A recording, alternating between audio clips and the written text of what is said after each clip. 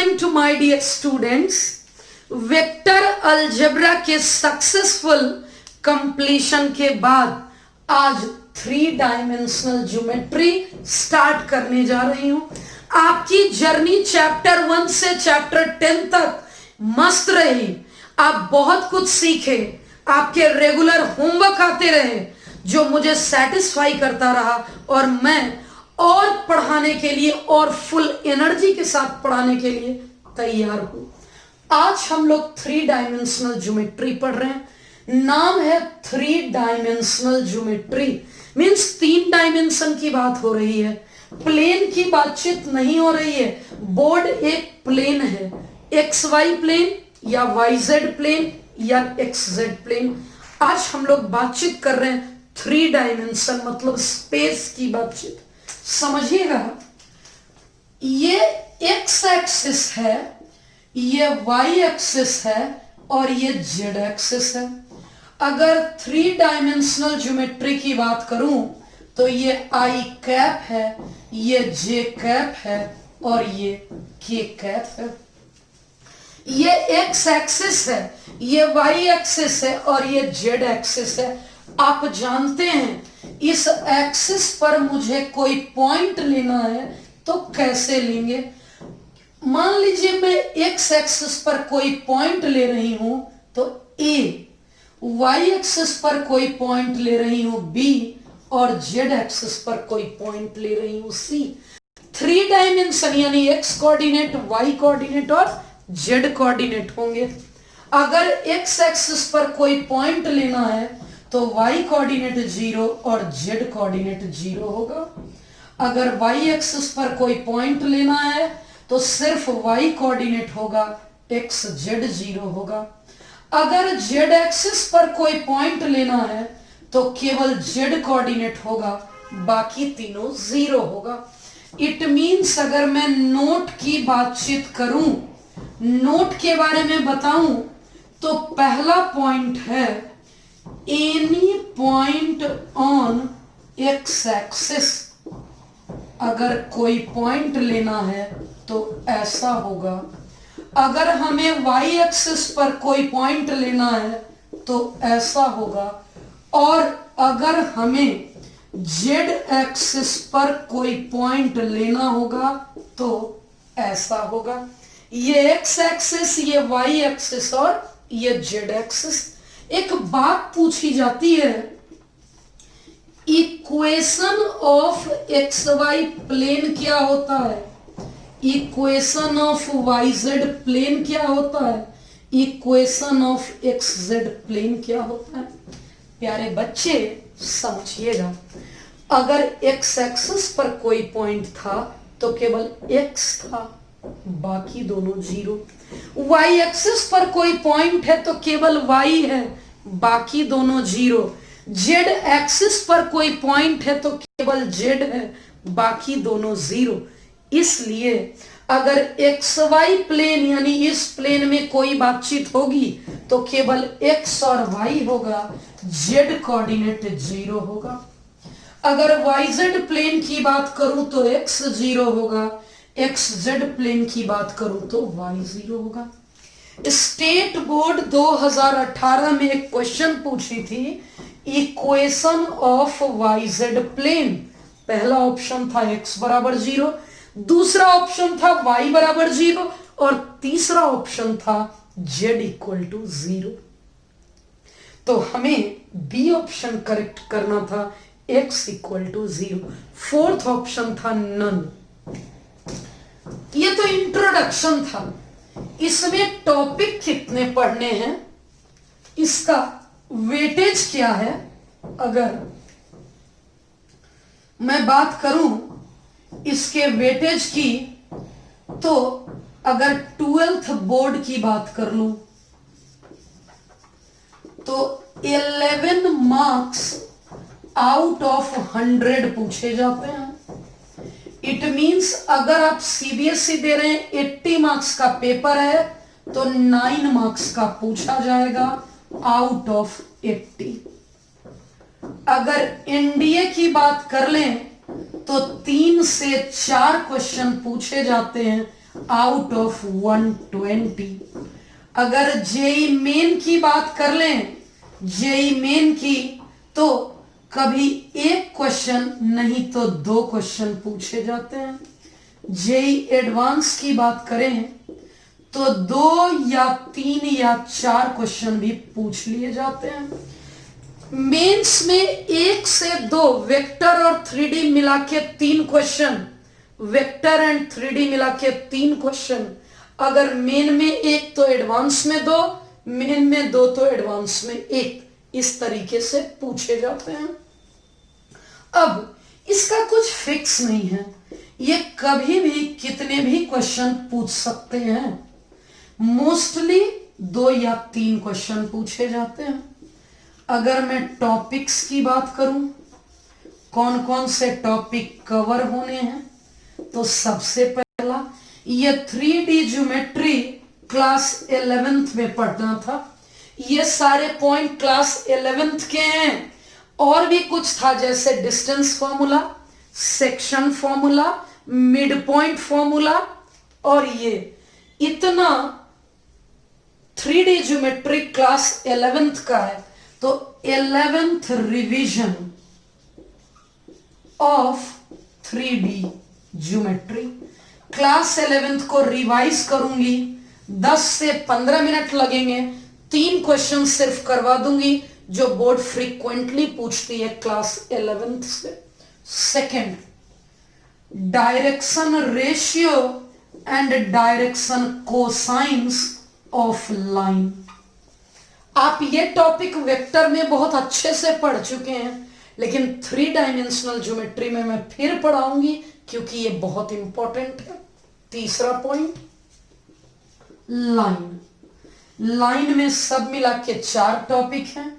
Equation of line, angle between lines, shortest distance between lines and coplanarity of lines. Line से 4 topic हैं, 4 lecture लगेंगे। अगर मैं 4th point की बात करूं, लास्ट, प्लेन, जहां से 6 मार्क्स के क्वेश्चन बनते हैं, बड़े क्वेश्चन बनते हैं।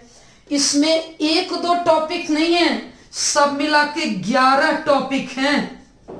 Equation of plane normal form में, equation of plane passing through a point, equation of plane passing through 3 point, angle between 2 planes, angle between line and plane, distance of plane from origin, foot of perpendicular from a plane, equation of plane passing through intersection of 2 planes. इस तरीके से सब मिला के 11 topic हैं, लेकिन बड़े बड़े टॉपिक नहीं हैं। हर टॉपिक में 30 मिनट लगेंगे, यानी 2-2, 4-4 क्वेश्चन हम लोग 11 टॉपिक से कराएंगे, हमारा प्लेन खत्म हो जाएगा। यही है हमारा पूरा का पूरा 3 डायमेंशनल ज्योमेट्री का इंट्रोडक्शन। अगर मैं 11th रिवीजन को स्टार्ट करते हुए मैं अगर डिस्टेंस फॉर्मूले की बात करूं कि डिस्टेंस फॉर्मूला क्या होता है, मुझे लगता है स्पेस बहुत कम पड़ रहा है, तो हम लोग डिस्टेंस फॉर्मूले को नेक्स्ट बोर्ड पे देखते हैं कि क्या होता है। अच्छा, एक बात समझिएगा, आप क्लास 11th में पढ़े हैं या कोऑर्डिनेट ज्योमेट्री में, अगर कोई point A x1 y1 z1 है और कोई point B x2 y2 z2 है, तो डिस्टेंस फॉर्मूला से ये डिस्टेंस कैसे निकलता है याद होगा आपको। x2 minus x1 whole square plus y2 minus y1 whole square plus z2 minus z1 whole square, z2 minus z1 whole square. अब समझिएगा, ये डिस्टेंस फॉर्मूला है, इस पर कैसा क्वेश्चन बनता है। एक छोटा सा क्वेश्चन करवाती हूं क्वेश्चन है हमारा डिस्टेंस बिटवीन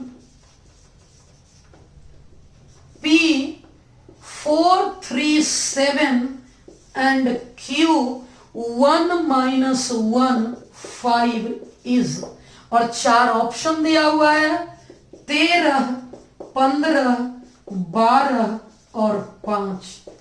क्या आप बच्चे जल्दी से बता सकते हैं? डिस्टेंस फॉर्मूला लगा सकते हैं? हाँ आप लगा सकते हैं। कैसे देख लेती हूं मैं।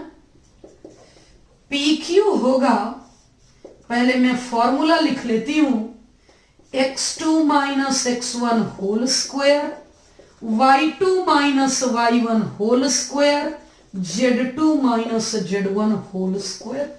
क्या हो जाएगा? 1 minus 4 whole square minus 1 minus 3 whole square 5 minus 7 whole square. क्या आ गया?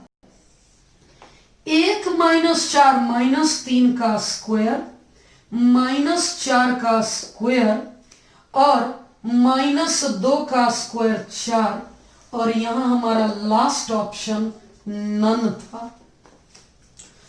हमारा फाइनल आंसर आ गया √29, और ये √29 ना ए ऑप्शन में है, ना बी में, ना सी में, और ना ही D option. D option none है, इसलिए मैं डी ऑप्शन करेक्ट की। आपको लग रहा होगा कि ये क्वेश्चन बोर्ड पूछ सकती, ये आपका स्टेट बोर्ड पूछा है ऑब्जेक्टिव में। ऑब्जेक्टिव में वो 11th से क्वेश्चन पूछते हैं। अब एक क्वेश्चन मिड पॉइंट फॉर्मूला पे करवा देती हूं। दो सिंपल क्वेश्चन मैंने लिए हैं, ये दोनों ही क्वेश्चन ऑब्जेक्टिव के लिए इंपॉर्टेंट है। क्या क्वेश्चन है? Find the distance of point P from origin. Point P है हमारा ABC फ्रॉम, अगर ऑरिजिन की बात करूं O तो 0 0 0।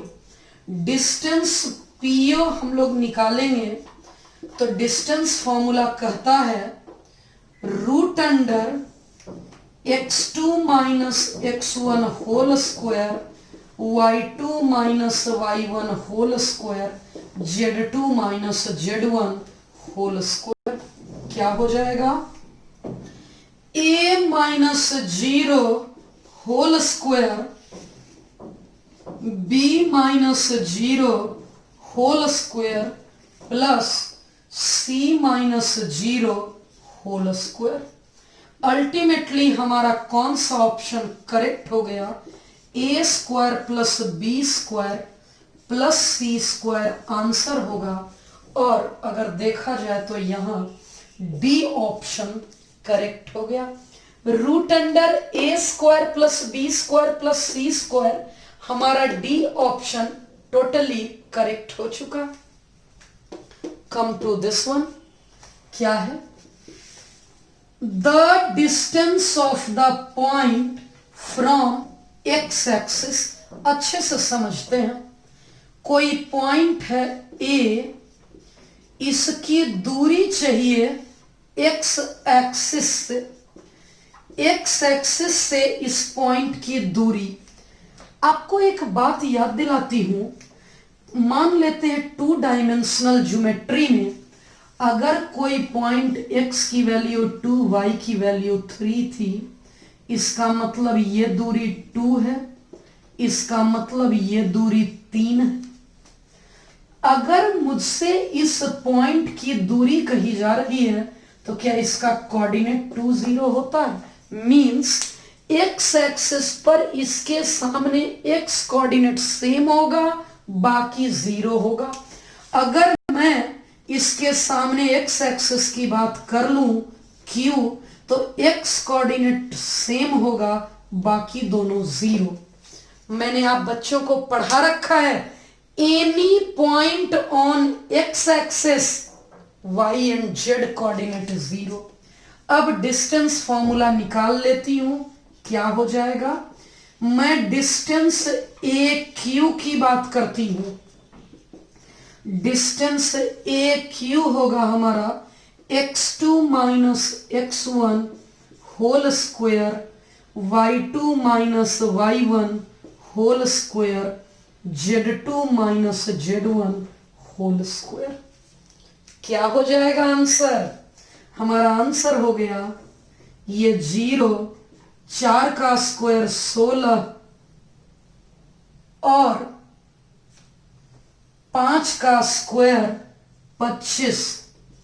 अगर कैलकुलेशन करें 25 प्लस 16 रूट अंडर 41 यूनिट हो जाएगा। रूट अंडर 41 यूनिट कौन सा ऑप्शन करेक्ट है? तो हम लोग देख रहे हैं कि सी ऑप्शन हमारा करेक्ट है। अब इस बेसिक लेवल पर मैं सिर्फ एक क्वेश्चन और करवाऊंगी मिड पॉइंट फॉर्मूला पर। लास्ट क्वेश्चन 11th रिवीजन का मिड पॉइंट पूछा है, तो मिड पॉइंट से पहले मुझे पढ़ाना होगा सेक्शन फॉर्मूला। आप बच्चे 11th में भी पढ़े हैं, वेक्टर में भी पढ़े हैं, फिर भी मैं आपको पढ़ा देती हूं। पहला है इंटरनल डिवीजन। किसे कहते हैं इंटरनल डिवीजन? समझिएगा इंटरनल डिवीजन किसे कहते हैं।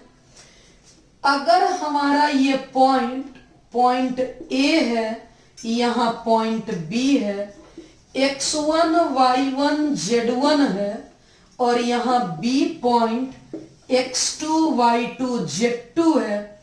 लाइन ज्वाइनिंग ए बी को डिवाइड करने के लिए कोई पॉइंट P है जो n रेशियो में डिवाइड कर रहा है। इंटरनल डिवीजन जब dividing point P line A B के इंटीरियर में हो तो उसे इंटरनल डिवीजन कहते हैं। तो इस P का कोऑर्डिनेट होगा mx2 nx1 by m plus n। अगर मैं y कोऑर्डिनेट की बात करूं my2 plus ny1 upon m plus n, mz2 plus nz1 upon m plus n हो गया। यही तो है। अगर इंटरनल डिवीजन का एक स्पेशल केस है, क्या स्पेशल केस है? इसी का एक स्पेशल केस है मिड पॉइंट फॉर्मूला। यानी तब जब डिवाइडिंग पॉइंट ठीक मिडिल में हो तो क्या करेंगे? Mid point formula. किसे कहते हैं मिड पॉइंट? किसे कहते हैं? अगर ये पॉइंट ए है, ये पॉइंट बी है, अगर डिवाइडिंग पॉइंट एम ठीक मिडिल में हो, यानी अगर ये 4 तो ये 4, ये x तो ये x, ये 1 तो ये 1:1 रेशियो में बांटता हो, तो क्या होगा? फॉर्मूला क्या लगेगा? ये a है, ये b है। मिड पॉइंट फॉर्मूला क्या कहता है? m और n के जगह 1 1 रख लें, क्या आ जाएगा coordinate? m into 1 plus n into 1 क्या होता है? m के जगह 1, n के जगह 1, x1 plus x2 by 2, y1 plus y2 by 2 और z1 प्लस z2 बाई 2। इसी को तो बोलते हैं हम लोग मिड पॉइंट फॉर्मूला। यही तो है हमारा मिड पॉइंट फॉर्मूला। इसी के लिए तो मैंने क्वेश्चन लिखा है, लेकिन हिंट के लिए एक सेकेंड पॉइंट भी सिखा देती हूं, एक्सटर्नल डिवीजन। आखिर क्या होता है एक्सटर्नल डिवीजन? समझिएगा। एक्सटर्नल डिवीजन का मतलब ये A है, ये B है, लेकिन डिवाइडिंग पॉइंट Q कहीं बाहर में है, लाइन के एक्सटीरियर में है। When dividing point Q lies exterior to line AB, line AB के बाहर है, इस पॉइंट का कोऑर्डिनेट है x1 y1 z1, इसका x2 y2 z2। ये डिवाइड कर रहा है m:n रेशियो में, ये m है और ये n है। Q का कोऑर्डिनेट क्या होगा, mx2 nx1 m-n। यही वाला फॉर्मूला होगा, सेम फॉर्मूला होगा, केवल और केवल प्लस के जगह पर माइनस होगा। my2 minus ny1 m minus n, mz2 minus nz1 upon m minus n होगा। अगर गौर से देखा जाए तो यही तो है हमारा एक्सटर्नल डिवीजन, इसी को तो कहते हैं। जरा एक क्वेश्चन करके देख लेते हैं, ये क्वेश्चन क्या कह रहा है, पढ़िएगा जरा question. The coordinates of mid point of line joining this one, मतलब ये मिड पॉइंट पूछ रहा है। ये बिहार बोर्ड ऑब्जेक्टिव में पूछा है, 12th बोर्ड में और लेटेस्ट 2019 में, तो वो 11th रिवीजन से पूछता है, इसलिए मैं करवा रही हूं। ए है 2 3 4, बी है हमारा 8 -3 और 8। बात मिड पॉइंट की है, 1:1 रेशियो की है। मिड पॉइंट फॉर्मूला आपके सामने है। मिड पॉइंट का कोऑर्डिनेट है x1 plus x2 upon 2, y1 plus y2 upon 2, z1 plus z2 upon 2। m का कोऑर्डिनेट है 2 plus 8 upon 2, 3 - 3 upon 2, 4 plus 8 upon 2। हमारा आंसर हो जाएगा 10/2 5, 0/2 12/2 6। चेक करिएगा क्या कोई ऑप्शन करेक्ट है, चेक करिएगा। 506 506 कौन सा ऑप्शन करेक्ट है, ध्यान दीजिएगा। 506 हमारा डी ऑप्शन करेक्ट हो गया। प्यारे बच्चे, 11th revision of 3D geometry खत्म हो गया। अभी तक मैंने 12th स्टार्ट नहीं किया है। 12th का पहला टॉपिक है direction ratio and direction cosines of A line. 30 minute का टॉपिक है। नेक्स्ट लेक्चर में मैं उसे फिनिश करती हूं। आज के लेक्चर में कोई होमवर्क नहीं होगा, क्योंकि ऑलरेडी ये बहुत ही सिंपल क्वेश्चन, सिंपल थे और बहुत इजी भी थे।